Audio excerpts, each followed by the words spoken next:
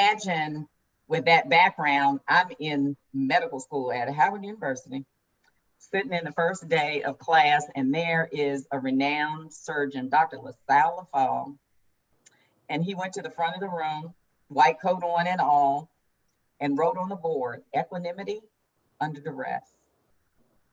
And he told us that this was the skill that allowed you to make decisions that would save people's lives and change people's lives when fire was raining from the sky and everything was chaotic around you. Equanimity under duress.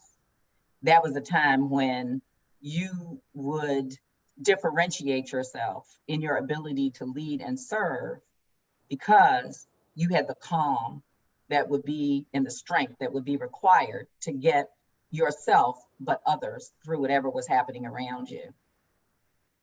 Here I am in med school with the love of my life. My husband and I had been boyfriend and girlfriend since the first days of college.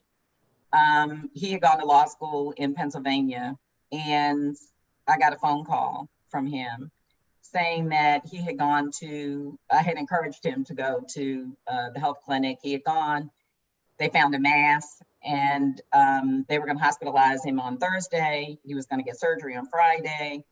I got there, and it turned out our, worst imaginings were true, and that he had cancer. And so I ended up my first year literally driving after school every day up to Philadelphia where he was so that I could be there.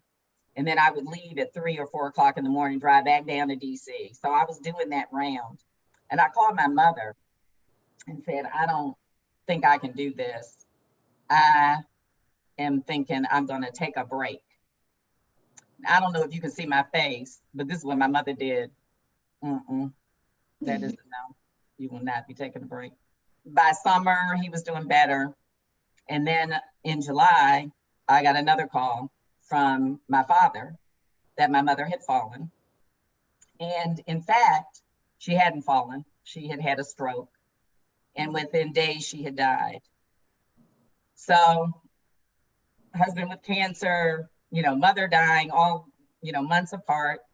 And I'm in medical school holding on like this.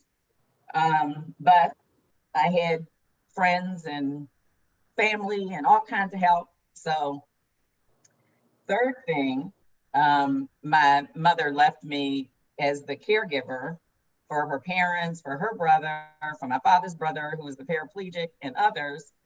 And I was managing. And then one of my best friends in medical school was killed one night in a car accident. I was like, you know what? I want to raise my hand and just say, one person can't do all this. And as it turned out, guess who I saw? I had penned a letter. I was leaving. It was going to be difficult, but I needed the break. I was on my way to the dean's office to hand in my letter requesting, time away.